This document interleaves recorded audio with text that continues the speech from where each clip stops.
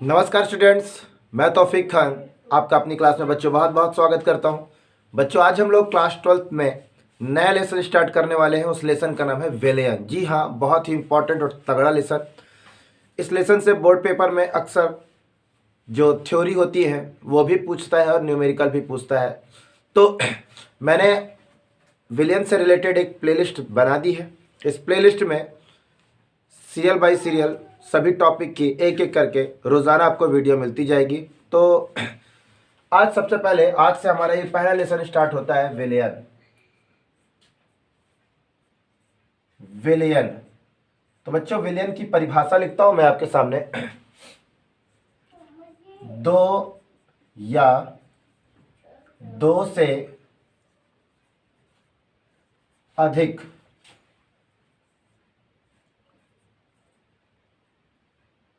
पदार्थों के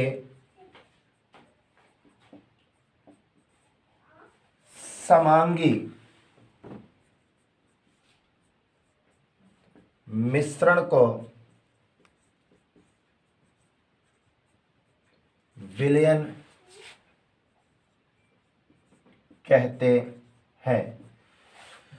बच्चों, विलयन की परिभाषा देखिए, दो या दो से अधिक पदार्थ। याद रखिए, सबसे पहली बात, विलयन बनाने के लिए कम से कम दो घटक तो अनिवार्य हैं, तभी विलयन बनेगा। एक अकेला घटक कभी भी विलयन नहीं बना सकता। जैसे कि एग्जांपल दूं मैं आपको, जैसे पानी ले लीजिए, शक्कर ले लीजिए, तो दो घटक हो गए, एक पानी हो गया, एक शक्कर हो गया। तो ये दो घटक जब आपस में मिलेंगे तब विलयन बनेगा।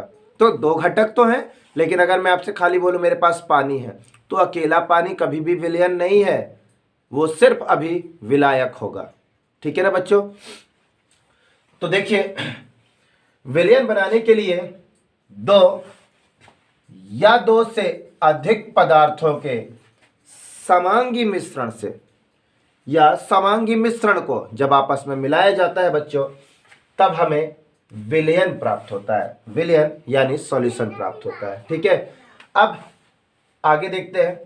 एक तरह से और इसकी परिभाषा मैं आपको बताने की कोशिश करूंगा। जब दो या दो से अधिक पदार्थ एक समांगी माध्यम में आपस में मिलते हैं, तो जो नया पदार्थ बनता है वो विलयन कहलाता है। फिर इसके बाद एक और परिभाषा आप विलयन की इसी तरह दे सकते हैं। जब दो घटक, जी हाँ, दो घटक या दो से अधिक घटक आपस में मिलते हैं, तो जो भी हमको मिश्रण प्राप्त होता है उसे ही विलयन कहते हैं। तो विलयन बनाने के लिए बच्चों क्या क्या महत्वपूर्ण है वो देखिए। हमें विलायक चाहिए और विलेय चाहिए। ये दोनों जब भी आपस में मिलते हैं तब जाकर हमको विलयन प्राप्त होता है। तो विलयन की डेफिनेशन मैंने दे दी है आपको। विलायक के बारे में बताना चाहूंगा आपको, विलायक क्या होता है। तो विलायक के बारे में आप क्या बोलेंगे? ऐसा पदार्थ जो विलेय को, ध्यान रखिए, विलेय को अपने आप में, यानी कि विलायक ऐसे पदार्थ को कहते हैं जो विलेय को अपने आप में विलीन करने की क्षमता, यानी कि समा लेने की क्षमता, घुला लेने की क्षमता रखता है, उसे ही बच्चों विलायक कहते हैं। यह है विलायक की परिभाषा। आगे देखते हैं विलेय क्या है। ठीक है, विलेय वह पदार्थ है जो विलायक में विलीन होता है। विलीन का मतलब गायब होता है, उसे ही हम लोग विलेय कहते हैं। बच्चों, विलायक को इंग्लिश में सॉल्वेंट तथा विलेय को इंग्लिश में सॉल्यूट कहा जाता है। तो देखिए, जब विलायक और विलेय आपस में निश्चित अनुपात या समांगी माध्यम में मिलते हैं बच्चों, तब हमको विलयन प्राप्त होता है। बच्चों, विलयन से रिलेटेड मैंने आपको विलायक और विलेय के बारे में बताया। विलायक और विलेय, इनकी जो अवस्थाएं हैं वो एक दूसरे के लिए बदलती रहती हैं बच्चों। देखिए, मैं पहले समझाने की कोशिश करूं। अगर मैं आपसे बोल दूं कि पानी ही हमेशा विलायक होगा, तो अगर मैं ये बोलूं कि पानी ही हमेशा विलायक है, तो मैं ऐसा बोल रहा हूं तो ये गलत बात है। क्योंकि बच्चों, आपको लग रहा है भाई पानी अपने आप में किसी चीज को घुला लेता है, घोलने की क्षमता रखता है, तो वो विलायक होगा। सर ने ये क्यों कहा कि नहीं, वो जरूरी नहीं कि वो हमेशा विलायक ही हो। क्या रीजन है, तो मैं आपको इसको समझाने की कोशिश करता हूं। बच्चों जैसे हमारे पास ये 1 गिलास पानी है, 1 गिलास पानी पर 100 ml यहां पर आपको वाटर मिलेगा।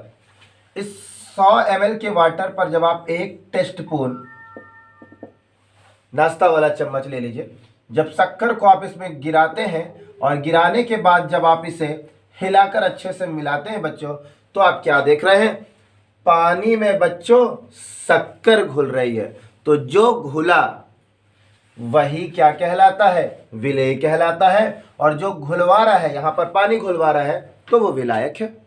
अब दूसरा कॉन्सेप्ट दिखाता हूं आपको। मान लीजिए हमारे पास 50 ml पानी है। अब इस 50 ml पानी को हम लोग 10 kg शक्कर के बैग में मिलाते हैं। तो अब आपको लग रहा होगा बच्चों कि 10 kg शक्कर 50 किलो में कैसे घुलेगा, तो जी हाँ, लेकिन 50 kg में, या सॉरी 10 kg में 50 ml पानी बिल्कुल समा जाएगा, इन्हीं के अंतरावकाश में कहीं पर भर जाएगा। तो कहने का तात्पर्य क्या है, मैंने कहा जरूरी नहीं कि पानी सदा विलायक बने, है ना। क्या है, वो डिपेंड करता है उसकी क्वांटिटी पर। क्वांटिटी क्या है, समझ लीजिए हमारे पास 2 पदार्थ होंगे, जिस पदार्थ की मात्रा सबसे ज्यादा होगी वही विलायक होगा, जिसकी मात्रा कम होगी वही विलेय होगा, ठीक है ना। तो यहां पर देखिए, यहां पर पहले 100 ml पानी में किसकी मात्रा ज्यादा थी, पानी की, और शक्कर की मात्रा एक छोटे से चम्मच पर ही थी। पानी की मात्रा ज्यादा थी इसलिए पानी यहां पर विलायक बना, और जिसकी मात्रा कम थी वो विलेय बना। दूसरे एग्जाम्पल पर मैंने क्या दिखाया, 10 kg का हमारे पास शक्कर का एक बैग है, उस बैग पर 50 ml जब हमने बच्चों पानी मिलाया तो पानी उस बैग पर जाकर मिल गया। तो यहाँ पर जिसकी मात्रा है शक्कर, यानी शक्कर यहाँ पर विलायक का काम कर रहा है और पानी हमारा यहाँ पर विलेय का काम कर रहा है, ठीक है ना बच्चों। तो ये मैं आपको बात बताने की कोशिश कर रहा था। इसके बाद विलयन के ही अंदर बच्चों बात करेंगे। विलयन के अंदर 2 चीजें और आती हैं, एक होता है द्विअंगी विलयन, एक होता है त्रिअंगी विलयन। तो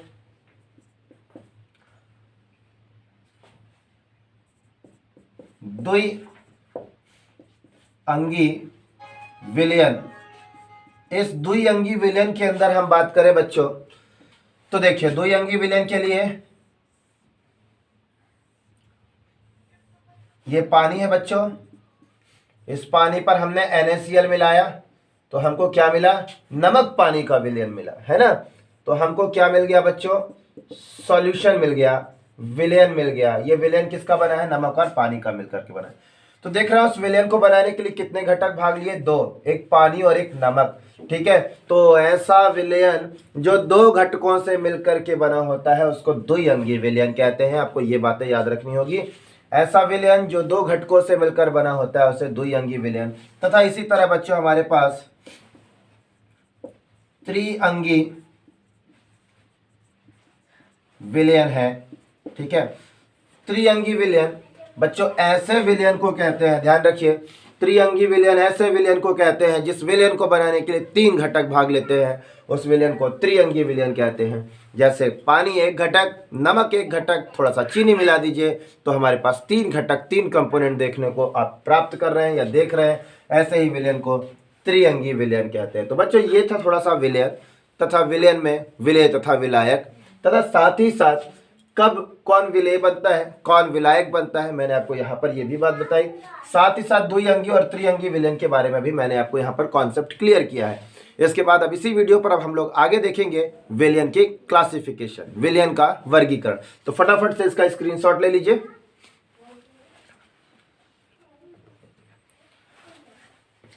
तो अब उम्मीद है आपने इसका स्क्रीनशॉट ले लिया होगा बच्चों। अब हम लोग विलयन का क्लासिफिकेशन पढ़ेंगे, वर्गीकरण पढ़ेंगे। तो मैं लिखता हूं यहां पर विलयन का वर्गीकरण। तो बच्चों विलयन का जो वर्गीकरण है देखिए तीन अवस्था के आधार पर होगा। पहला, अवयव की मात्रा के अनुसार। दूसरा देखिए क्या होगा, विलायक की भौतिक अवस्था के आधार पर वर्गीकरण। इसके बाद बच्चों तीसरा सेगमेंट, तीसरा पार्ट हम देखेंगे, अवयव की भौतिक अवस्था के आधार पर वर्गीकरण।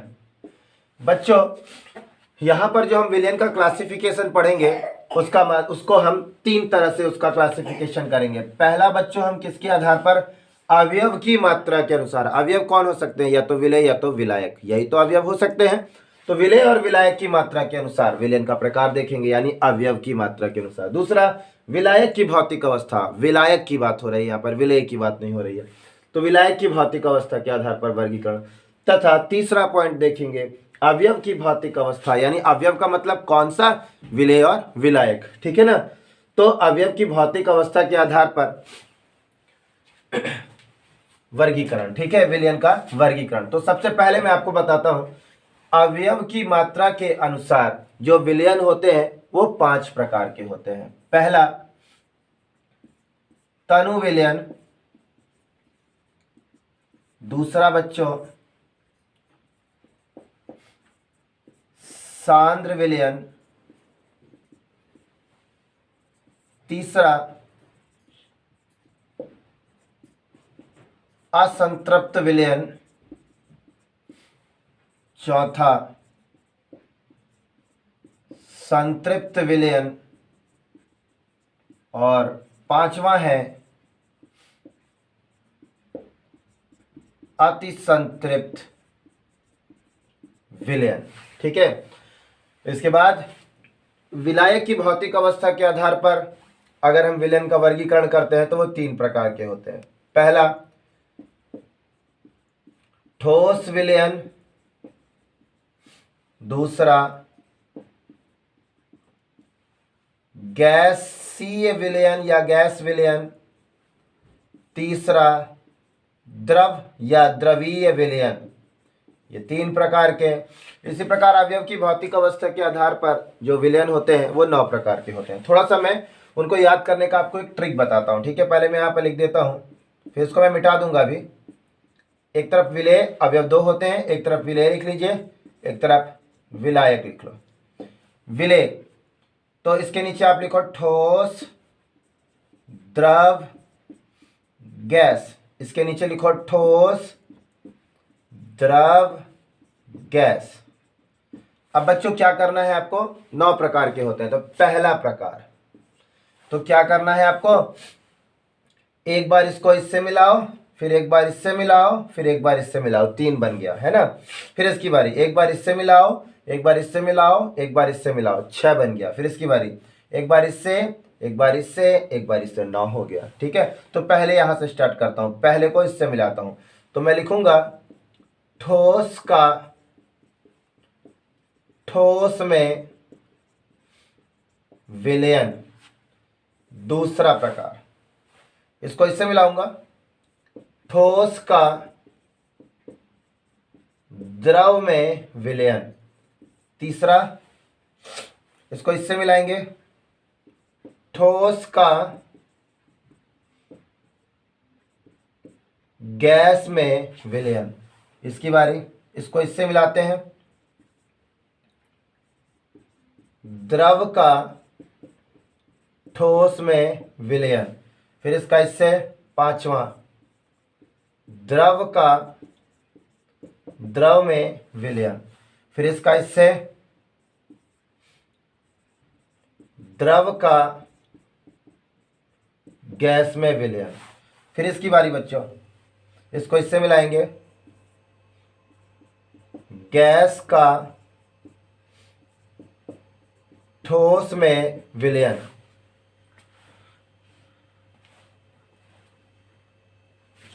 फिर इसके बाद 8वां देखते हैं, इसको इससे मिलाएंगे, गैस का द्रव में विलयन। इसी प्रकार 9वां, इसको इससे मिलाएंगे, गैस का गैस में विलयन। तो मैंने बताया था, इसको बताने के बाद मैं इसे मिटा दूंगा। ये लीजिए, 9 प्रकार हमारे पास हो गए विलयन के। अब मैं बारी बारी से आपको एक एक चीजें समझाऊंगा, आप उसको समझते जाइएगा। सबसे पहले हम लोग बात करते हैं तनु विलयन की। तो बच्चों, तनु विलयन ऐसे विलयन को कहते हैं जिस विलयन में विलेय की मात्रा कम होती है तथा विलायक की मात्रा ज्यादा होती है, उसे तनु विलयन कहते हैं। जैसे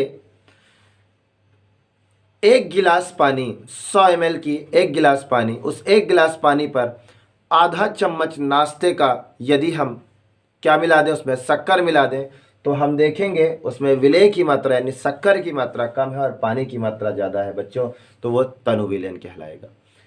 यानी तनु विलयन का मतलब ही होता है पतलापन, ऐसा विलयन जो पतला हो। इसके बाद सांद्र विलयन, सांद्र विलयन का मतलब ऐसा विलयन जो गाढ़ा हो। इसकी डेफिनेशन क्या बोलेंगे, साइंटिफिक डेफिनेशन क्या बोलेंगे, ऐसा विलयन जिस विलयन में विलेय की मात्रा ज़्यादा होती है। जी हाँ, किसकी मात्रा, विलेय की मात्रा ज़्यादा होती है, फलतः जो विलयन होता है वो गाढ़ा हो जाता है, उसे सांद्र विलयन कहते हैं। जैसे बच्चों पानी में शक्कर घोलते घोलते सीरे का बनाना, तो सीरा बन जाएगा, तो डेफिनेटली वो सांद्र विलयन हो जाएगा। सही है। इसके बाद असंतृप्त विलयन। ठीक है, अब असंतृप्त विलयन को देखिए, एक एग्जांपल से बताता हूं मैं आपको। जैसे एक एग्जांपल समझने की कोशिश कीजिए। ये हमारा एक लड़का है, चंदू नाम है इसका, इसको समझाने जा रहा हूं बच्चों। ये चंदू नाम का लड़का है, इसको पता चल गया है कि एक जगह हमारी दावत है, आज हमको दावत जाना है।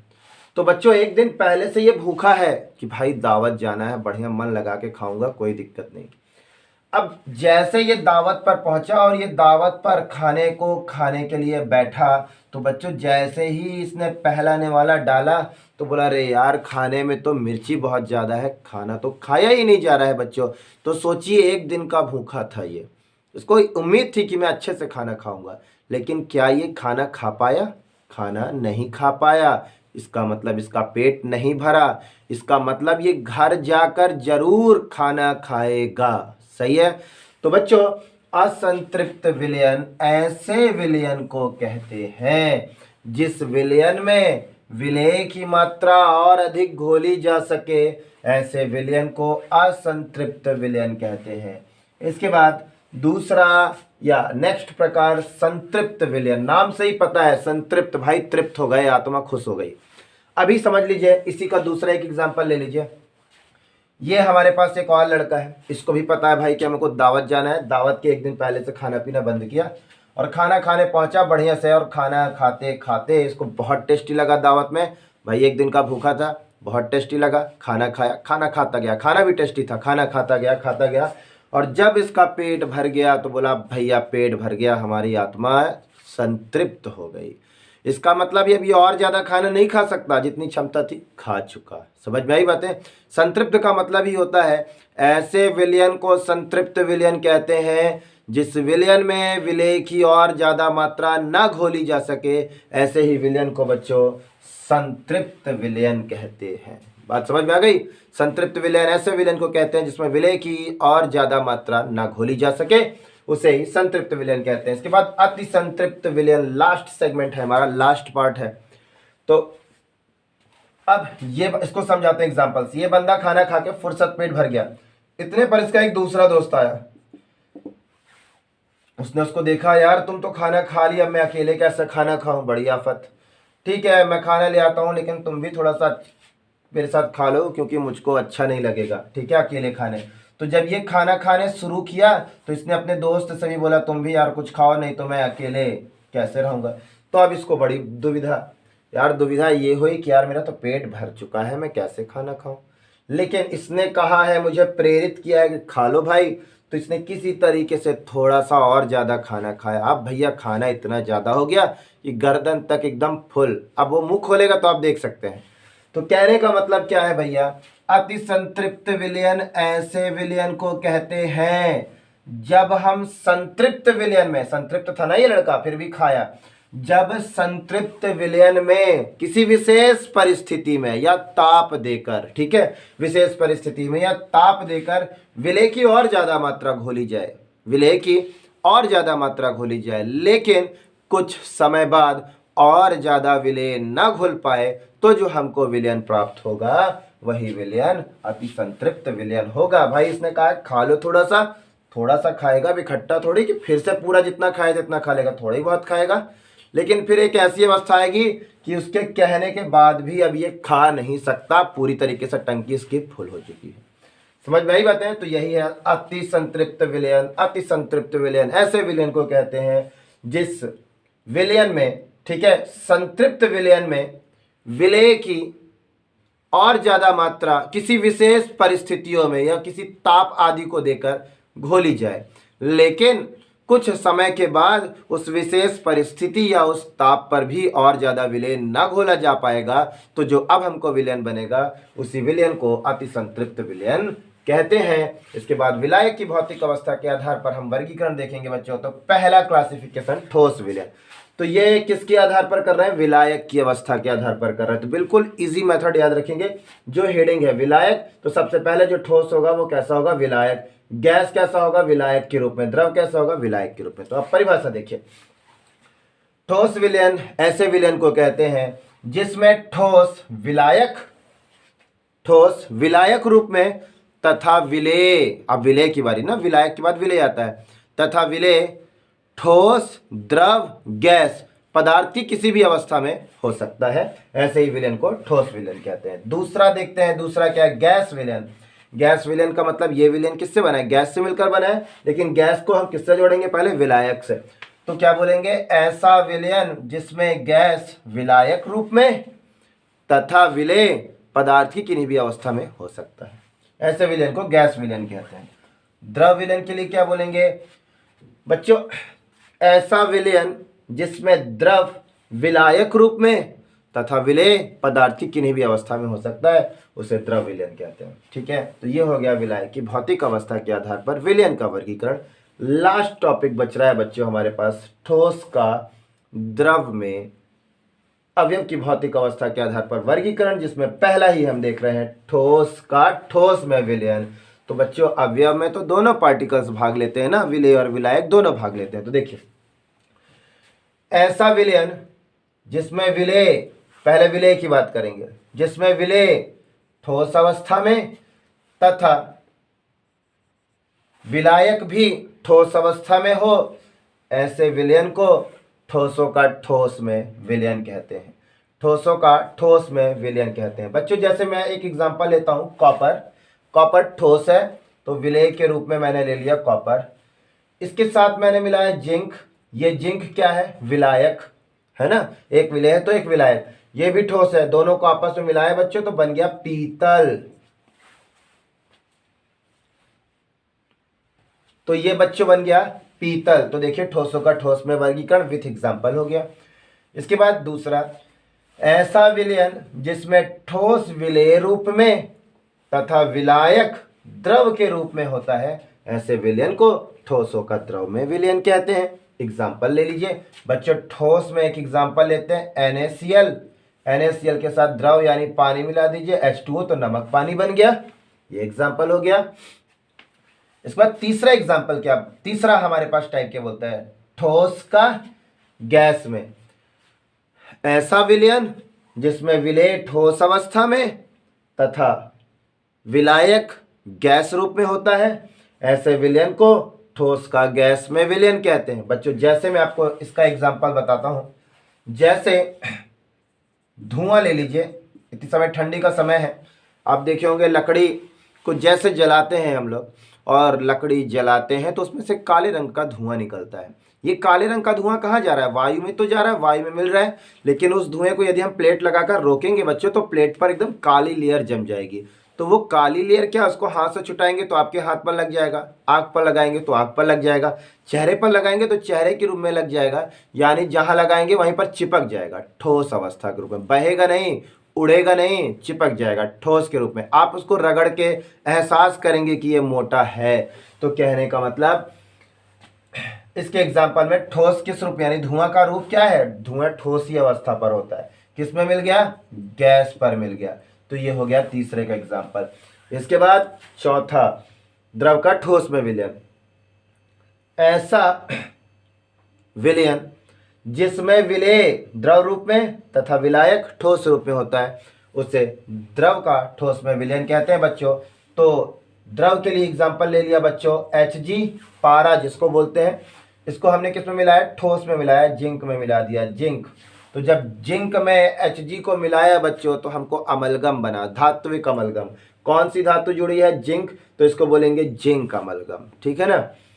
इसके बाद पांचवा पॉइंट देखेंगे, द्रव का द्रव में विलयन। तो बच्चों ऐसा विलयन जिसमें विलेय भी द्रव तथा विलायक भी द्रव अवस्था में होता है, ऐसे विलयन को द्रव का द्रव में विलयन कहते हैं बच्चों। जैसे पानी ले लीजिए, ये भी द्रव है, और शराब ले लीजिए, एथिल अल्कोहल C2H5OH ले लीजिए, तो बच्चों द्रव का द्रव में विलयन हो गया, ठीक है। इसके बाद द्रव का गैस में विलयन। तो बच्चों ऐसा विलयन जिसमें विलेय द्रव के रूप में तथा विलायक के रूप में गैस होती है, ऐसे विलयन को द्रव का गैस में विलयन कहते हैं बच्चों। जैसे कोहरे में उपस्थित नमी, ठीक है, जैसे आपने देखा होगा कोहरा पड़ता है, उस कोहरे पर क्या है? वायु भी पाई जाती है, यानी कि गैस, और उस गैस में विलीन है, खोया हुआ है, पानी की बूंदें विलीन है, गायब है। जब हम लोग जाते हैं घर से बाहर निकलते हैं तब हमको पता है कि हमारी आँख की पलकों पर, है ना, हमारी इस भौं पर, हमारे बालों पर पानी की एक लेयर सी जम जाती है, तो हमको पता चल जाता है भाई वो तो दिख नहीं रहा था पानी, लेकिन बाद में हमारे ऊपर वो पानी आ गया, इसका मतलब वो पानी विलीन था, किसमें? गैसों में विलीन था। तो इसका एग्जाम्पल आप दे सकते हैं, द्रव का गैस के लिए एग्जाम्पल देंगे आप नमी। जी हाँ बच्चों, इसका उत्तर नमी हो जाएगा, क्योंकि द्रव के रूप में, ठीक है, ओस में जो हमारी जो गैस में क्या होगी? नमी होगी, वो द्रव रूप में है, क्योंकि जब हम जाते हैं तो हमारे शरीर पर गीलापन महसूस होने लगता है, तथा गैस तो गैस के रूप में है, वो जब उसमें घुल जाता है तो नमी बनता है। इसके बाद अगला देखेंगे, ऐसा विलयन जिसमें विलेय गैस रूप में तथा विलायक के रूप में ठोस होता है, तो ऐसे विलयन को गैसों का ठोस में विलयन कहते हैं। जैसे गैस के लिए उदाहरण लिया बच्चों H2, और ठोस के लिए लिया हमने पैलेडियम, ठीक है, ये आपस में मिला दिया तो इसका एग्जाम्पल बन गया। इसके बाद आठवां एग्जाम्पल देखते हैं। तो बच्चों ऐसा विलयन जिसमें गैस विलेय रूप में तथा द्रव विलायक के रूप में होता है, उसे गैसों का द्रव में विलयन कहते हैं बच्चों। जैसे CO2 कार्बन डाइऑक्साइड गैस है, इसको हमने द्रव यानी पानी में घोल दिया तो हमको सोडा वाटर बन गया, ठीक है, सोडा वाटर में कार्बन डाइऑक्साइड डिजॉल्व होती है। इसके बाद नौवां और लास्ट, गैसों का गैस में विलयन। ऐसा विलयन जिसमें विलेय गैस रूप में तथा विलायक भी गैस रूप में होता है, ऐसे विलयन को गैसों का गैस में विलयन कहते हैं। जैसे वायुमंडल, जी हाँ, वायुमंडल में बहुत सारी गैसें हैं, वो सब आपस में मिली हुई हैं। तो बच्चों ये था हमारा विलयन का पूरा कंप्लीट कॉन्सेप्ट। इसके बाद नेक्स्ट डे फिर हम लोग अगली क्लास के साथ आपके सामने उपस्थित होंगे। तो उम्मीद है आपको मेरी क्लास समझ में आई होगी। धन्यवाद।